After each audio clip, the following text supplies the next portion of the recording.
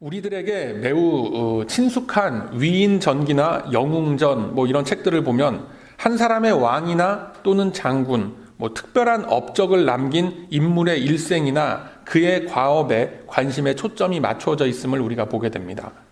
이 세상 역사를 예로 들어서 한번 보면 아무개 장군의 훌륭한 그 전공과 그의 헌신으로 인하여 나라를 구했다라고 한다거나 아무개 임금님의 훌륭한 업적으로 나라가 태평했다라고 역사는 기록합니다.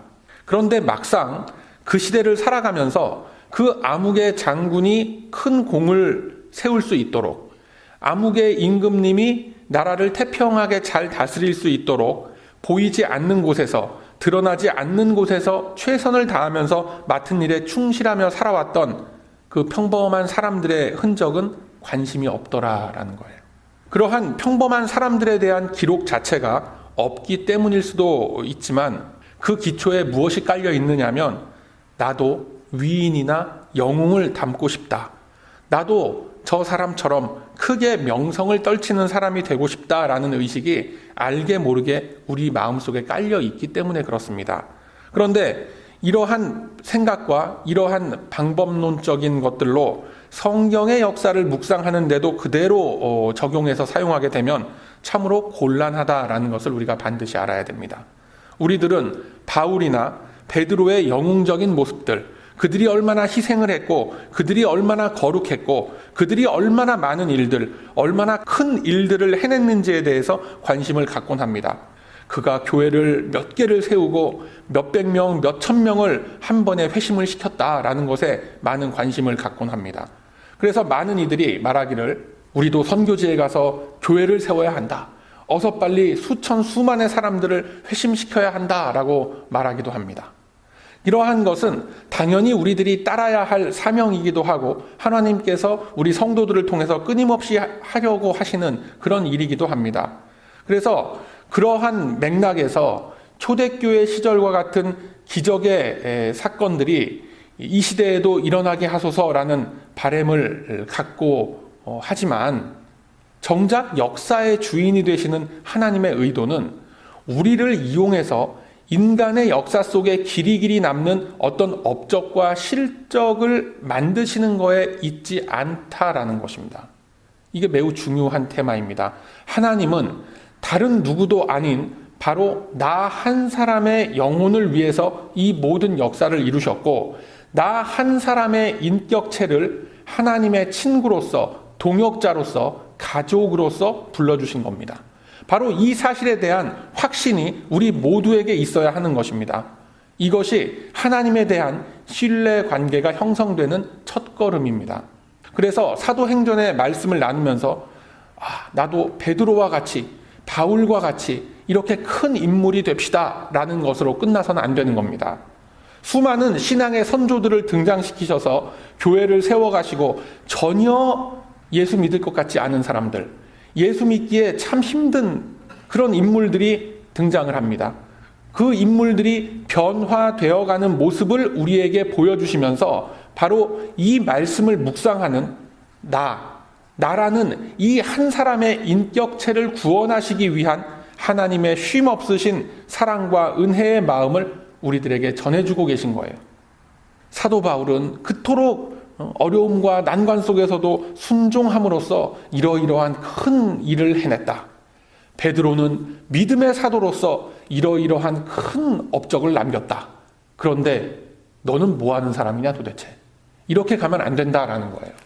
이러한 것에 우리가 초점을 둘 것이 아니라 그들이 최초로 성경에 등장한 출발 지점이 어느 자리에서부터 시작되었고 어떤 자리에서부터 하나님을 만나서 믿음을 갖고 복음을 전하는 삶을 살게 되었는가라는 것을 먼저 묵상하는 습관과 이러한 관점이 매우 중요하다라는 것입니다.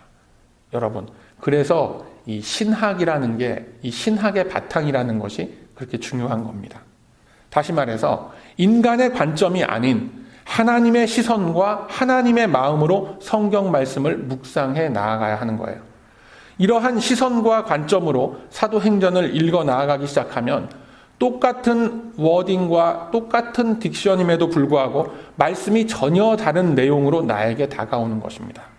여러분, 그것이 바로 하나님이 성령님을 통해서 나에게 주시는 음성인 것입니다. 우리가 성경을 읽을 때마다 똑같은 감동과 똑같은 깨달음이 아니라 읽을 때마다 각각 다른 감동과 다른 깨달음이 똑같은 본문을 보면서도 우리 안에 찾아오는 것입니다. 왜요? 말씀은 살아있기 때문에 그렇습니다. 제가 왜 이렇게 앞부분에 사도행전을 묵상하는, 성경을 묵상하는 방법론에 대해서 길게 말씀을 드리냐면, 사도행전을 묵상하면서 너무나 많은 인간적인 방법들과 주장들이 우리 교회 안에 나타나고 있기 때문에 그렇습니다. 현대 교회를 뒤덮고 있는 수많은 프로그램들과 교회 부흥의 방법론이라고 말하는 것들의 근거가 전부 다 사도행전에 나타난 사도들의 모습과 초대교회의 모습에서 비롯되었다라고 이야기들을 하긴 합니다. 그런데 그 속을 보면 다들 인간의 요구와 필요를 채우기 위한 것들만 있는 것을 보면서 실망하게 되는 거죠. 그래서 본문의 워딩을 통해서 궁극적인 하나님의 미닝이 무엇이다 라는 것을 찾아가는 것이 성경 묵상의 중요한 방법이다라는 것 꼭 기억하시길 바랍니다. 자, 본문 32절의 말씀을 보면 그 시작이 이렇게 됩니다. 때에 베드로가 사방으로 두루 행했다라고 시작합니다. 그러면 그때가 어떤 때이겠습니까? 이 때라는 말은 사도행전 8장 3절의 말씀이 곧장 이 대목으로 연결이 되는 그러한 구조로 이루어져 있습니다. 곧 스데반 집사가 순교를 당하고 예루살렘 교회가 흩어지던 그때를 의미하고 있는 것입니다. 당시 대부분의 성도들이 지방 곳곳으로 흩어졌기 때문에 예루살렘에 남아있던 사도들은 이제 흩어진 성도들을 찾아다니면서 피난민 같은 생활을 하던 성도들을 격려하고 위로하던 그러한 때였습니다. 요즘 같은 개념으로는 신방을 쭉 다니는 이제 그런 거라고 할 수가 있는 것입니다. 루다라는 지역을 찾아가서 애니아라는 그런 사람을 만납니다. 이 애니아라는 사람은 8년 동안 중풍으로 누워있던 사람입니다. 그 역시 예수님을 구세주로 영접한 그런 인물이었습니다. 애니아라는 이름 자체가 의미하는 바가 칭찬받는 자라는 의미가 있을 만큼 그는 믿음이 깊었던 인물로 추정이 되는 겁니다. 그러던 그가 예루살렘에 일어난 그 박해를 피해서 루다라는 지역까지 피신을 가서 살고 있는 겁니다. 이제 베드로는 그러한 자를 찾아가서 34절의 말씀과 같이 예수 그리스도께서 너를 낫게 하시니 내 자리를 정돈하고 일어나라 라고 하면서 능력을 베풀게 됩니다. 이 말씀과 같이 애니아는 그 즉시 자리를 털고 일어나게 되고 그의 치유함을 본 많은 이들이 주께로 돌아갔다라고 합니다. 베드로는 이에 그치지 않고 욥바라는 지역으로까지 올라갑니다. 이 욥바라는 지역은 루다에 비해서 한 15마일가량 더 북쪽에 위치한 그런 지역입니다. 그곳에서 베드로는 도르가라고 하는 여제자를 만납니다. 그는 진작부터 선행과 구제에 힘썼던 인물이었습니다. 그 도르가가 병들어 죽어있는 곳을 베드로가 찾아가는 겁니다. 많은 이들이 이 도르가의 죽음을 안타깝게 여기는 가운데에 베드로는 그가 뉘어져 있는 다락방에 올라가서 그를 향하여 기도한 후에 일어나라 라고 합니다. 베드로의 선포와 함께 도르가는 눈을 뜨고 일어나 앉게 되었습니다. 그런데 여기서 중요한 점은 베드로가 일으킨 이 기적들이 모두 믿는 자들을 위한 것이었다라는 거예요. 우리가 알고 있기를 믿음은 들음에서 나고 들음은 하나님의 말씀에 의한 것이다 라고 성경은 증거하고 있습니다. 그런데 왜 베드로를 통해서 하나님은 이 초월적인 일들을 굳이 안 믿는 사람들도 아니고 성도들 앞에서 일으켜 주시는 것이겠습니까? 그 이유가 뭐겠습니까 도대체? 주님은 베드로가 일으킨 이 사건들을 통해서 이제 하나님이 보여주시려는 일들의 내용이 예수의 메시아 되심을 나타나는 것에서부터 이제는 하나님의 관심사가 성도 한 사람의 영혼에게로 포커스가 맞춰지고 있다는 것을 보여주고 계신 겁니다. 여러분, 이게 무슨 얘기냐면 스데반 집사는 재판 과정도 거치지 않고 그 자리에서 돌에 맞아 죽는 비극을 당했습니다. 그러면 스데반 집사를 그처럼 무참하게 죽였던 사람들이 로마 정부로부터 어떤 조사나 처벌을 받았는가? 그런 일 없었습니다. 오히려 바울과 같은 이 바리새파 사람들, 사내들인 공회원 등이 들고 일어나서 예수 믿는 사람들을 잡아가두고 대대적으로 핍박하는 일들이 본격적으로 시작되었습니다. 성경은 그 사건을 가리쳐서 교회를 박해하고 진멸했다라고 표현을 하고 있습니다. 즉, 기독교의 싹을 죽이고 씨를 말리기 위해서 현대의 우리들이 감히 상상할 수 없는 포악한 일들이 마구 일어났었습니다. 그러한 핍박과 재앙을 피해서 피신한 사람들이 바로 오늘 본문에 등장하는 애니아이고 도르가였던 것입니다. 2000년 전에 유대 지역에서 중풍 환자를 들쳐매고 그의 가족들이 예루살렘에서 루따까지 30마일 길을 이주를 했을 정도였으면 그들이 겪었을 그 고통과 불안감은 어마어마했을 것입니다.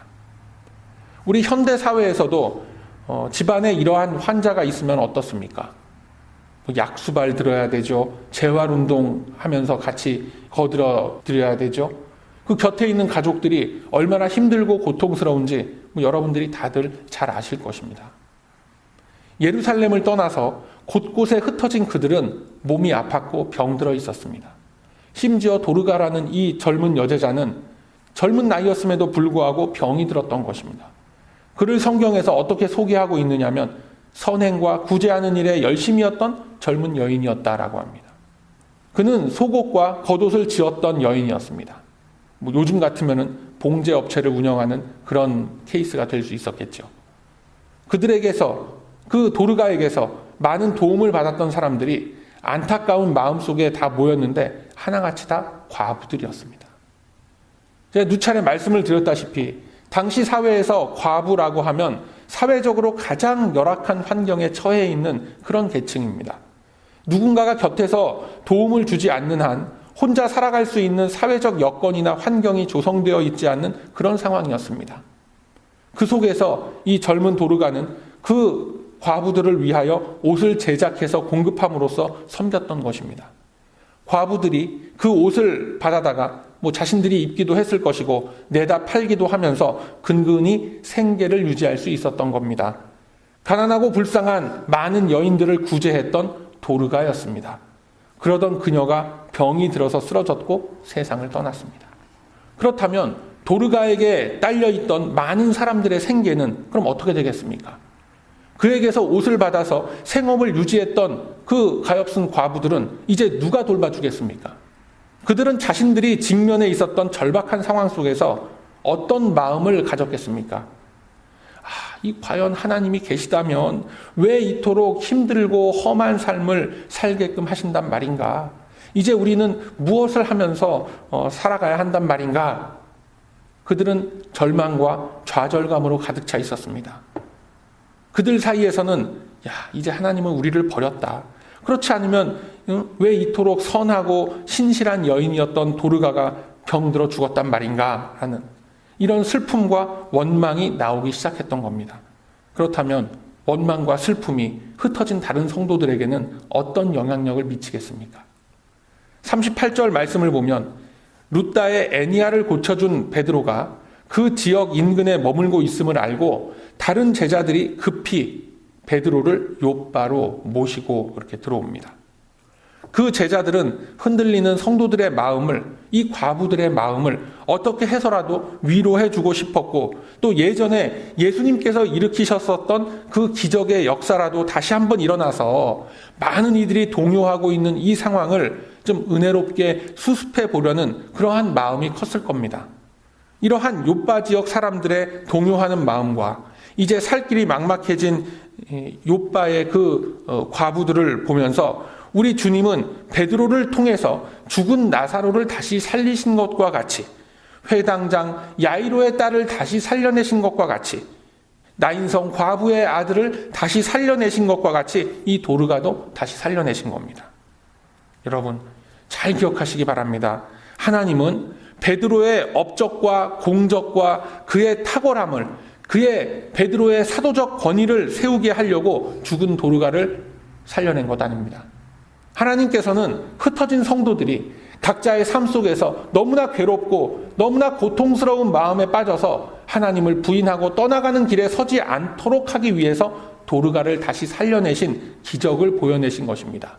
얘들아 안심해라, 내가 여기 있다라는 것을 보여주고 계신 거예요. 즉 애니야를 고쳐주시고 도르가를 다시 살리는 일을 통하여서 그들의 조상들과 맺어주신 언약을 상기시켜 주시는 겁니다. 신명기 31장 6절의 말씀에 보면 이렇게 언약을 맺고 있습니다. 너는 마음을 강하게 하고 담대히 하라. 그들을 두려워 말라. 그들 앞에서 떨지 말라.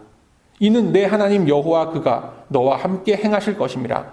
반드시 너를 떠나지 아니하시며 버리지 아니하시리라 라고 하셨던 그 말씀이 이제 신약의 교회로 다시금 부르심을 입은 성도들에게 고스란히 적용되고 성취될 것임을 선포하기 위함인 것입니다. 그래서 다시금 이 애니야를 고쳐주셨고 도르가를 살려내신 것입니다. 그리고 나아가서는 바벨론과 아수르의 침공 앞에서 하나님의 도움을 구하던 이스라엘에게 하셨던 그 말씀을 다시금 되새기게 하십니다. 이사야 41장 10절의 말씀이죠. 두려워 말라. 내가 너와 함께 함이니라. 놀라지 말라. 나는 내 하나님이 됨이니라. 내가 너를 굳세게 하리라. 참으로 너를 도와주리라. 참으로 나의 의로운 오른손으로 너를 붙들리라. 이 말씀이 여전히 유효하다라는 것을 흩어진 초대교회 성도들에게 알려주시고 그들의 믿음을 굳게 하시기 위해서 베드로를 등장시켜서 이 일들을 일으키셨던 것입니다. 앞서 말씀드렸다시피 이 흩어진 성도들은 스데반의 순교 사건으로 인해서 위축되어 있었고 좌절감에 물들어 있던 사람들입니다. 그렇다고 해서 그들이 하나님을 버리고 떠난 사람들은 아니었습니다. 여전히 예수 그리스도를 삶의 주인으로 영혼 구원의 유일한 조건과 근거로서 믿고 있던 사람들입니다. 마치 우리들과 같은 사람들이죠. 그러나 그들은 앞에 닥친 이 고통과 어려움들 앞에서 이제 갈등과 좌절의 갈림길에서 쓰러져 신음하고 있었던 것입니다. 그들 가운데에서는 이제 그냥 다 집어치고 예루살렘으로 되돌아가서 대제사장 앞에 가서 사죄를 하고 다시금 유대인 사회 속으로 나를 좀 받아들여 주십시오라고 그렇게 하면 좀 어떨까? 내가 뭔가 좀 잘못 홀려갖고 내가 이 예수를 믿는다고 내가 여기저기를 다니면서 살았었는데 그냥 다 죄송합니다. 다시 유대교로 돌아오겠습니다. 다시 받아주십시오. 이렇게 하면 과연 어떨까? 이런 마음이 살며시 고개를 들기도 했었을 것입니다. 그래서 주님은 애니야를 찾아가서 고쳐주셨고 도르가를 다시 찾아가서 죽었던 그녀를 다시 일으켜 주신 것입니다. 자, 그 결과로 어떤 일이 일어났습니까? 본문 35절 말씀 보면 주께로 돌아가니라 라고 말씀합니다. 그리고 41절 말씀에 보면 베드로가 성도들과 과부들을 불러들여 도르가가 다시 살아난 것을 보도록 했다라고 합니다. 그랬더니 많이 주를 믿더라라고 했습니다. 즉, 이 사건을 통해서 주님은 흔들리는 이 성도들의 마음을 다시금 붙들어 주시고 이제 그들이 사도들의 말씀을 통하여 구원의 복음을 믿는 자리에 나아오도록 역사하셨던 것입니다. 자칫 그들이 흔들릴 수도 있었던 유대교로 다시 되돌아갈 수 있을 법했던 그 상황들을 다시 주께로 돌아오게끔 완벽하게 정리해 주신 것입니다. 그 증거가 43절 피장의 집에서 유했던 베드로의 모습에서 나타나고 있는 것입니다. 피장이라는 것은 가죽을 다루는 그런 사람을 의미하고 있습니다. 가죽을 얻기 위해서는 당연히 죽은 짐승의 시체를 거둬서 작업을 해야 하는 그런 일을 하는 사람이죠. 유대인들 사이에서는 더러운 자, 상대하지 못할 부정한 자로 여김받던 그런 사람이었습니다. 그러한 사람의 집에서 베드로가 유했다라고 하는 것입니다. 마치 예수님이 삭개오의 집에 유하시던 그 모습과 오버랩이 되고 있는 거죠.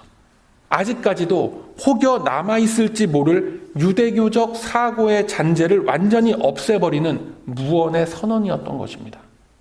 만약에 바리새파의 지도자들 중 한 사람이나 사내들인 공회원 중에 한 사람이 이 가죽쟁이의 집에 거한다면 그 사람은 당연히 유대교 율법에 따른 처벌을 받게 되고 가죽장이와 더불어서 부정한 자 취급을 받게 될 것입니다. 하나님께서는 베드로가 이 피장의 집에 거하게 하심으로써 이제 유대교적인 모든 악습과 잘못된 관습과 그릇된 성경 해석 등을 모두 단절하겠노라라는 단호한 모습을 보이시고 계신 것입니다. 이와 같이 하나님은 흩어진 성도들의 처지와 그 상황들을 주의 깊게 살피시면서 그들이 갖고 있는 생각과 그들이 자칫 흔들릴 수 있는 삶의 요인들을 베드로를 통해서 모두 다 채워주시고 회복시켜 주셨음을 꼭 기억하시기를 바랍니다.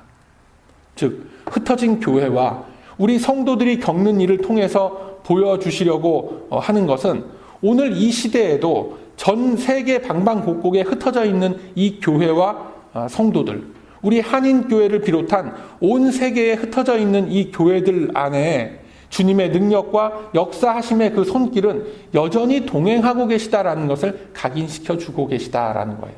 그렇다면 이제 결론적으로 이 말씀 속에서 굳이 베드로가 등장한 이유가 뭔가라는 의문이 들게 되죠. 하나님께서 혼자 다 하셔도 되는 일인데 굳이 왜 베드로를 등장시키셔서 이런 자리에 세우셨단 말인가?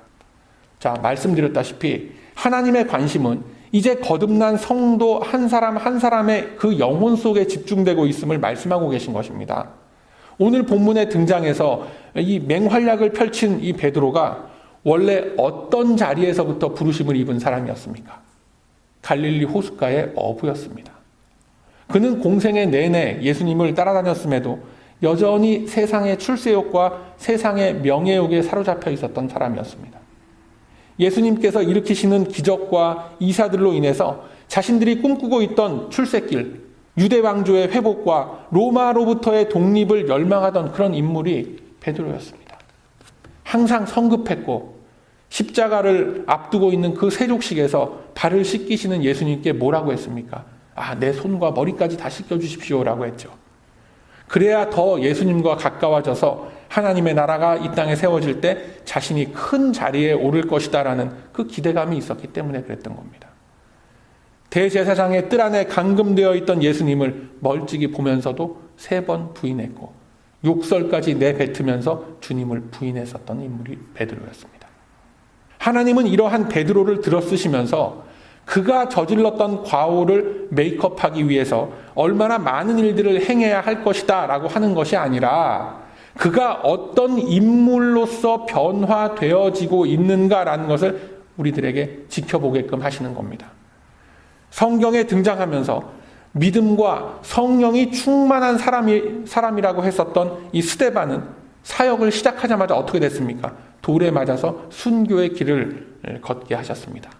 차라리 스데반 같은 사람이 이 베드로의 자리에서 기적을 행하는 그런 모습이었다면 더욱 은혜스럽고 더욱 아주 거룩한 그런 모습으로서 우리가 감동을 받았을 텐데 하나님의 선택은 그렇지가 않습니다. 오히려 언제나 좌충우돌하면서 언제나 덤벙덤벙하면서 언제나 실수가 많았던 이 베드로를 들어서 예수님이 하셨던 일과 같은 그런 일들을 통해서 이 베드로가 이제 어떤 모습으로 초대교회 앞에 세워지는지를 우리들에게 보여주고 계신 것입니다. 여러분, 우리 하나님의 초점은 베드로가 무슨 일을 행했다, 행하지 않았다 여기에 있지 않습니다. 하나님은 도저히 주님의 일을 할 수 있을 것 같지 않은 그런 연약한 인물들을 골라서 사용해 가시면서 그들이 주님을 만난 이후로 어떤 모습으로 변화가 되어지는지 어느 자리에서부터 어느 자리로 들려 올림을 받고 있는지를 보여주고 계신 것입니다. 그것을 통하여 하나님이 계획하시고 하나님이 작정하신 이 모든 일들은 오직 하나님의 절대적인 주권 안에서 이제는 저와 여러분 안에서도 이루어진다라는 것을 말씀하시는 줄로 믿으시길 바랍니다. 그 대표적인 인물이 누굽니까? 우리가 지금 몇 주째 계속 이 사람의 예를 들면서 말씀을 보고 있습니다. 모세죠. 그가 애굽의 왕자였을 때, 그가 한참 힘이 있었을 때 하나님은 그를 사용하셔서 이스라엘을 구원하지 않으셨습니다. 하나님께서는 오히려 모세가 당했었던 그 곤란한 상황들에 대해서 침묵하셨습니다. 오히려 그가 왕자로서, 애굽의 왕자로서 가졌던 그 권력과 힘과 능력이 다 빠져나가 버린 80세의 나이에 하나님은 드디어 그 모세를 부르셨던 겁니다. 그리고 아무것도 할 수 없을 것 같은 초라한 노인이 된 모세를 하나님께서 친히 만들어 다듬어 가셨던 것입니다. 그리고 그를 통해서 이스라엘을 구원시키셨고 모세 그 자신 역시 구원해 주신 것입니다. 바로 이러한 구도 속에 베드로와 바울과 저와 여러분 우리 모두까지 다 포함되고 있는 것입니다. 그래서 하나님은 베드로를 통해서 능력을 보이심으로써 초대교회 성도들의 믿음을 더 굳게 하셨고 하나님의 대리인으로서 이 베드로 자신은 그가 맡은 역할과 소명에 더욱 충실할 수 있도록 하셨던 것입니다. 사랑하는 우리 베다니 가족 여러분, 우리들이 살아가는 이 현실 속에서 우리가 하나님에 대한 신앙을 지키면서 살아간다라는 것은 초대교회 성도들이 살던 그 시절보다 더 쉬워진 것은 결코 아닐 것입니다. 당장 우리 눈앞에 들이닥치는 바리새파 사람들 같은 그런 사람들의 탄압은 없을지라도 현대의 문명과 자본의 논리가 찍어 누르는 그 파도 앞에서 우리는 신앙을 잃어버리기가 쉬운 것이 사실입니다. 특히나 초월적인 이적과 체험에 의지하는 신앙이라면 더 쉽게 흔들릴 수 있는 것이 이 시대의 환경인 것입니다. 주님은 이 말씀을 통해서 우리들에게 기적의 능력을 베풀라라고 하시는 거 그런 거 아닙니다. 여러분, 우리들에게 필요한 것은 초월적인 능력이 아니라 그리스도의 생명이다라는 것을 믿으시길 바랍니다. 우리들에게 필요한 것은 그리스도의 생명력이고 성령님으로 인한 성장이 필요한 것입니다. 그래서 성경은 우리들에게 어떤 신비한 능력을 기대하거나 신비한 능력을 바라고 있는 것이 아니라 그리스도의 성품을 닮아갈 것을 말씀하고 있는 것입니다. 훗날 베드로가 자신이 일으켰던 이 놀라운 일들을 회상하면서 봐라, 주님께서 나에게 이러한 놀라운 권능을 허락하셔서 내가 그 왕년에 한 업적을 했었다, 내가 한 사역 했었다, 이렇게 말하진 않습니다. 베드로 후서 1장 3절 이하의 말씀을 보면 베드로는 이렇게 선포하고 있습니다. 그리스도의 신비한 능력으로 생명과 경건에 속한 모든 것을 우리에게 주셨다. 이것은 바로 신의 성품에 참여하는 자가 되게 하려 하심이라 라고 말씀합니다. 그리고 이어지는 베드로 후서 1장 5절 이하의 말씀에 너희가 더욱 힘써 너희 믿음의 덕을, 덕의 지식을, 지식의 절제를, 절제의 인내를, 인내의 경건을, 경건의 형제 우애를, 형제 우애에 뭘 공급하라고 합니까? 사랑을 공급하라 라고 말씀합니다. 이런 것이 너희에게 있어 흡족한즉 너희로 우리 주 예수 그리스도를 알기에 게으르지 않고 열매 없는 자가 되지 않게 하려니와 이런 것이 없는 자는 소경이라 원시치 못하고 그의 옛 죄를 깨끗게 하심을 잊었느니라 라고 말씀하는 거예요. 그러니까 이런 하나님의 성품, 그리스도의 성품을 닮아가는 그 모습이 보이지 않는 사람은 결국 하나님의 큰 그림을 보지 못한다라는 거죠. 하나님께서 그의 큰 죄악을, 그가 가지고 있었던 그 옛 죄악들을 다 대속해 주셨음을 잊은 자다라고 말씀하는 겁니다. 하나님께서 자신을 들어서 흩어진 성도들을 위로하고 회복시켜 주신 그 궁극적인 목적이 바로 여기에 있는 것입니다. 그리스도를 닮아가는 자리에 우리가 서게끔 하시기 위한 것입니다. 여러분, 하나님은 결코 우리 성도들을 떠나거나 버리시는 분이 아니십니다. 언제나 하나님은 우리를 불러주셨던 그 자리에서 우리의 생명이 자라나는 것을 지켜보고 계시고 기다리고 계신 것입니다. 세상적으로 보면은 여기 계신 분들, 저와 여러분들 모두 다 그저 평범하고 대단할 것 없습니다. 역사에 우리가 기록이 되어서 후세에 길이 남을 것 같지 않은 평범한 우리들이지만 이 시대 속에서 하나님의 형상과 하나님의 성품을 이 땅 속에 드러내라라는 그 귀한 존재로서 도구로서 저와 여러분들을 바로 이 자리에 불러주신 것입니다. 그래서 성경은 우리들에게 능력을 가져라라고 말씀하시는 것이 아니라 그리스도의 성품을 품으라라고 말씀하시는 것입니다. 왜요? 저와 여러분은 신앙이 바탕이 된 거룩한 인격체이기 때문에 그렇습니다. 여러분, 저와 여러분이 받은 이 구원의 은혜와 성도됨의 삶을 통해서 어떤 것이 우리 삶 속에 변화가 되었었습니까? 내가 은혜를 입고 이런 것이 변화가 되었다. 어떤 것이 있겠습니까? 아직까지 뚜렷한 변화의 모습이 감지되어지지 않는다 하더라도 실망하지 마시기 바랍니다. 우리를 믿음 안에 부르신 하나님의 계획과 뜻은 우리의 전 인생을 통해서 우리가 하루하루 살아내고 있는 이 인생의 시간 속에서 반드시 이루어져 갈 것입니다. 그 믿음과 그 소망을 가지시고 이제 우리들을 들어서 하나님의 역사하심 속에 사용하실 주님의 뜻과 주님의 그 계획을 사모하시기 바랍니다. 우리들 안에 이미 심겨진 이 하나님의 생명은 우리들의 믿음 안에서 반드시 열매 맺는 자의 자리로 우리들을 인도해 나아가실 것입니다. 그 거룩한 주님의 역사 위에 다 함께 서는 우리 베다니 가족들이 다 되시길 소망합니다. 그러함으로써 이제는 거룩한 하나님의 역사 안에 부르심을 입은 성도됨의 사명을 품고 그리스도의 거룩한 성품을 나의 전 인생을 통해 나타내는 저와 여러분의 거룩한 삶이 다 되시길 이 아침에 주님의 이름으로 축원드립니다. 아멘.